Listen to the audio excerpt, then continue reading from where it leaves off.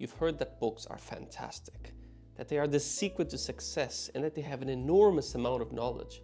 But is there any truth to this? Are they actually as good as people say? Or is it an exaggeration?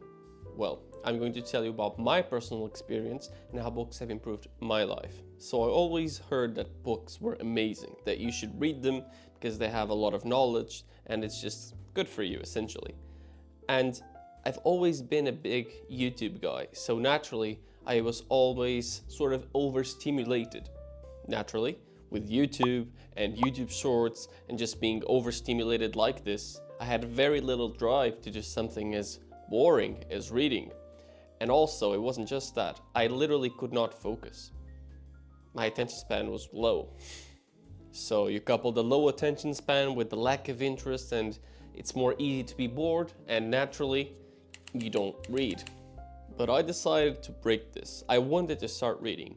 So I bought my first book called Atomic Habits. I opened the book and it was very challenging to read at first.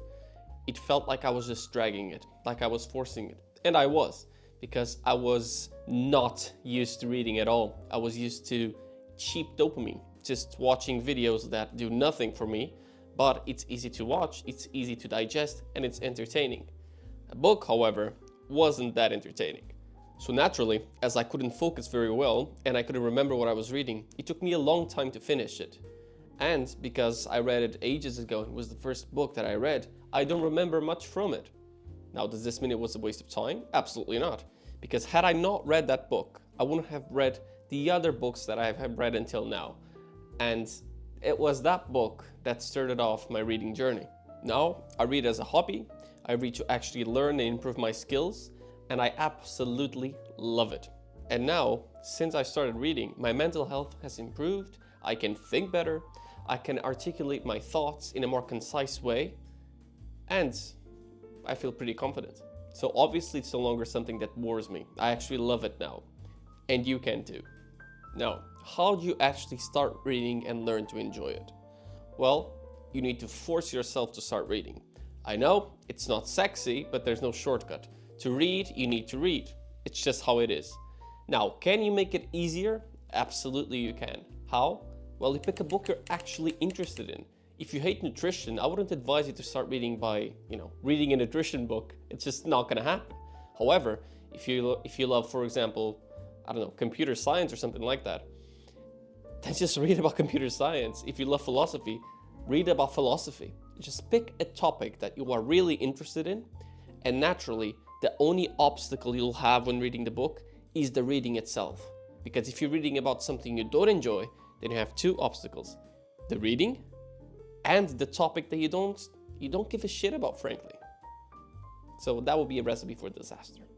Now, since your attention span is probably terrible like mine was, you won't be able to hold your focus for that long. So you'll need to force yourself to still push yourself, of course, because that's how you grow and you make your attention span improve, but try to read in small bits. Make it even 10 minutes at the start, maybe even as low as 5 minutes, 3 minutes.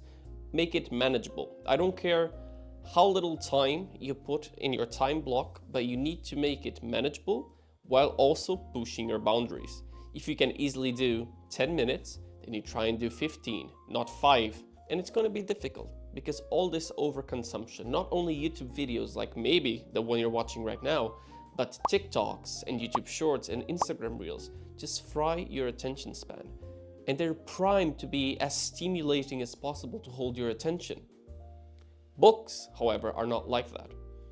Books, they're just words. They're well constructed, of course, and everything, but at the end of the day, they're just words. You read them, and if you're not used to it, they can be quite boring. So, they're boring at first, you can only focus for a small amount of time.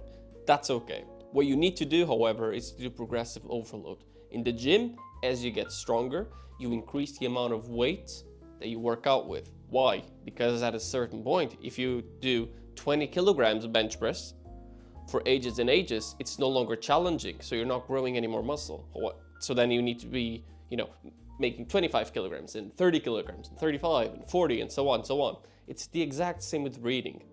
With reading, you try and you read, like I said, for 5 minutes, then you make 10 minutes, 15, 20, 30. And then if you're reading for like a half an hour to an hour a day, you're gonna be getting a lot of information. And sometimes reading more than this, you can't even actually apply the information that you read, which is essential for learning. So don't worry about doing it for hours a day. You don't need to, and you shouldn't, probably. Now you might relate to this, but one of the reasons, probably the main reasons that I love books so much is the amount of depth to them. I can get a book about nutrition, let's say a 400 to 500 page book, or I could watch a bunch of videos on YouTube. Now, when you look up something like, oh, what foods to eat and why, you'll get the top videos, and they are primed, like I said, to hold your attention. So they are not as educational as they could be.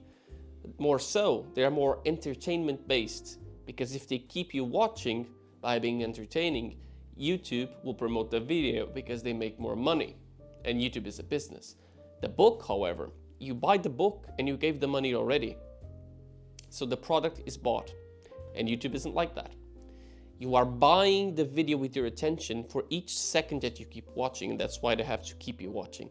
The book, you pay, author gets the money in the publishing company, and now it's on you. So the book can be boring as long as it has valuable information because they made the money.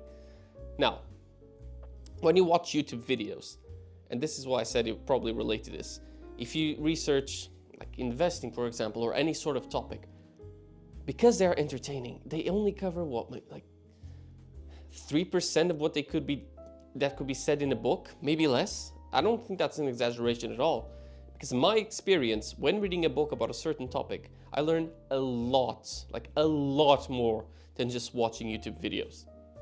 The videos just scrape the surface. The books, they scrape the surface, sure, but then they go one level under and another one and another one and another one. So by just having one book, you probably get more knowledge than, I wouldn't be surprised if it was hundreds of normal YouTube videos. This isn't the only thing. Just think about also the amount of research and time that was put into making one book. And now think about a video. A video can be made in what, a few minutes? Well, depending on the quality, of course, a few hours, a few days, maybe a month, tops. A book, however, takes months or years to get a book. Imagine the amount of effort that's going into that. Grabbing the research, doing interviews with other people, writing it out, editing and editing again and again, just to be as refined, as polished as possible with the largest amount of digestible information on the said topic. That's the power of books. That's why they're so much better than just doing what you're doing now, which is watching YouTube videos. Now, the last point on why books are so much better than videos, in my opinion, to get information, is that reading is an active process. And it goes at your speed. A video or a movie, you put it on and it doesn't matter how tired you are or how active you are, it goes at the same speed unless you change it. Reading a book, however, it's not moving. It's just static. There's no movement. It's just your eyes. And the reading goes with the speed at which you can read. So if you're tired, you'll read it a bit slower. If you're very energetic, you'll read faster or remember more of what you're reading. And it's an active process. So it's much easier to remember things that are active, that you're actually participating in rather than passive. So those are the main reasons why I think reading is so beneficial, and why you, even if you are skeptical, should give it a shot. Just give it a shot. There are free books out there. You probably have a library near you or not, or just spend like 15 euros or dollars or whatever on buying a book. Like, it's not that expensive.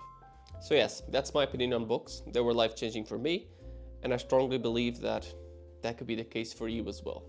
Thanks for watching. Strive for progress, not perfection.